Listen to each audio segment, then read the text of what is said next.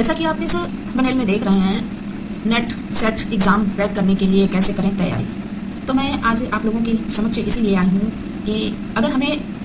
Net qualify करना है, net का एग्ज़ाम क्रैक करना है, तो इसकी जो रणनीति होती है वो बहुत ही सोच समझ कर बनानी चाहिए। बहुत से बच्चे पेपर देते हैं, कई बार देते हैं, बार बार देते हैं, लेकिन असफल हो जाते हैं। तो इसका मतलब यही है कि उनकी तैयारी में कुछ ना कुछ कमी है, और वो कमी क्या है इस चीज़ को वो समझ नहीं पाते हैं।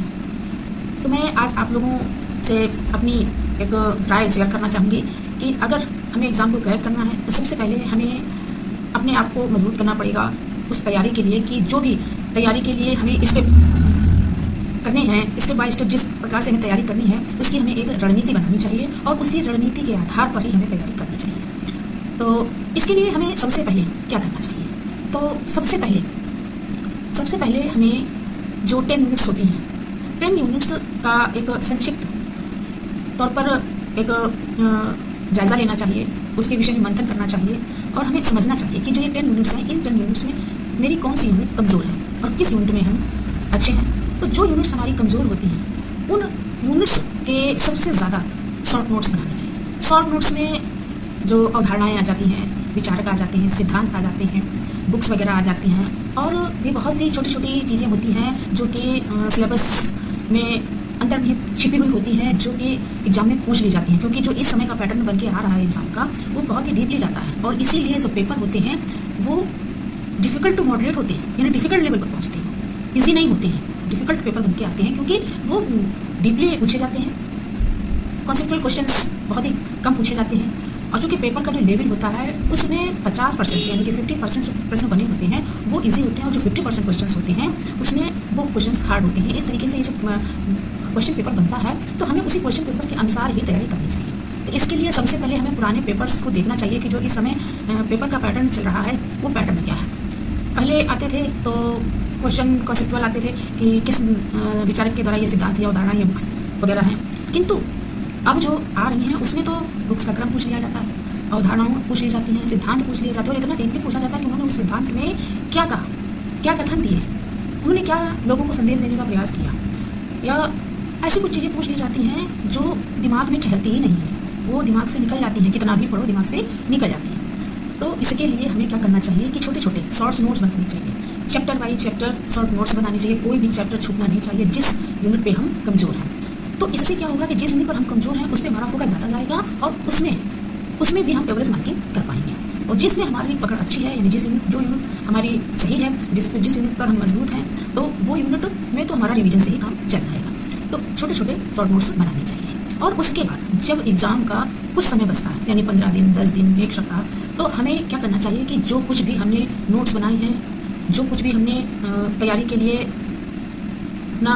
रणनीति बनाई है, तो उस समय हमें क्या करना चाहिए कि हमें इधर उधर की चीज़ों पर ध्यान देने की बजाय, यानी कि यूट्यूब देखना या फिर किताबों में ज़्यादा दिमाग लगाना या कुछ ऐसा नहीं करना चाहिए। हमें उस थोड़े से दिनों में सबसे ज़्यादा जो हमारे बने हुए हैं नोट्स हैं उनको रिवीज़न करना चाहिए।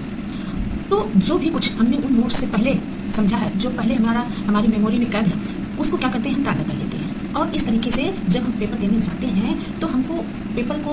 पेपर में आए हुए क्वेश्चंस जो डीपली होते हैं उनको हम जल्दी से समझ पाते हैं। तो इस तरीके से हम पेपर को क्रैक कर सकते हैं। और इसमें क्या करना चाहिए, और इसमें ये करना चाहिए कि हमें सबसे ज़्यादा MCQs करनी चाहिए, और जो भी शॉर्ट नोट्स बनाए हैं MCQs करने के साथ हमें कीवर्ड पकड़ने पर, यानी जो क्वेश्चन है हम उस क्वेश्चन को सबसे ज़्यादा जल्दी हल कर सकते हैं अगर हम उस कीवर्ड को पहचान लें जिससे संबंधित उसका आंसर है। यानी कि आंसर तभी हम समझ पाएंगे जब हम उसका कीवर्ड जानते हैं कि ये अवधारणा उनके द्वारा दी गई है, और उन्होंने अपने अवधारणाओं में ऐसी ऐसी बातें कही हैं, या उनके ये शब्द हैं, उन्होंने इन शब्दों का ज़्यादा प्रयोग किया है। तो इस तरीके से हम कीवर्ड को पहचान लेते हैं। तो जब हम कीवर्ड को पहचान लेते हैं तो हमें प्रश्नों को करने में आसानी होती है। फिर बात रही कि जो एक्स्ट्रा क्वेश्चंस होते हैं जैसे बुक्स वगैरह है, या फिर राइटर्स विचारकों से संबंधित कोई जानकारी है, या एक्स्ट्रा क्वेश्चंस भी उसमें आ जाते हैं, तो उसके लिए हमें ये भी समझ के चलना चाहिए कि उस चैप्टर से संबंधित एक्स्ट्रा और क्या आ सकता है। तो उसके लिए भी हमें कुछ अलग से नोट्स तैयार करनी चाहिए। कि कभी कभी ये भी पूछ लिए जाते हैं कि इन अवधारणाओं से अलग होकर कि वो विचारक किस प्रक्रिया से संबंधित थे, उनकी धारणाएं क्या हैं, वो किस परिप्रेक्ष्य में हैं, तो इन सब चीज़ों में हमें अलग से ध्यान देने की आवश्यकता होती है। तो इस तरीके से हमें जब एग्ज़ाम नज़दीक होता है तो नज़दीक होने के समय हमें अपने दिमाग को बहुत ही कंसंट्रेट रखने की आवश्यकता होती है और उस समय सिर्फ हमको अपने बनाए हैंड नोट्स पर ही ज़्यादा फोकस करना चाहिए, क्योंकि जो हमारे हैंड नोट्स होते हैं उनमें हमें दिमागी लोड कम पड़ता है और आराम से तैयारी हो जाती है और रिवीजन हो जाता है, ताज़ा हो जाता है। और बस हमें इतना है कि MCQs ज़रूर हल करने चाहिए, ज़्यादा से ज़्यादा MCQs हल करने चाहिए। तो इस तरीके से हम किसी भी प्रतियोगी परीक्षा को क्रैक कर सकते हैं, चाहे वो नेट हो, सेट हो, PCT, TCT या अदर एग्ज़ाम किसी भी प्रकार की हो। हमारी रणनीति अगर अच्छी है तो हम ज़रूर से ज़रूर एग्ज़ाम को क्रैक कर सकते हैं। तो आज हम लोगों ने जाना कि एग्ज़ाम को क्रैक कर सकते हैं। वीडियो यदि अच्छा लगा हो तो चैनल को लाइक, शेयर, सब्सक्राइब कर दें और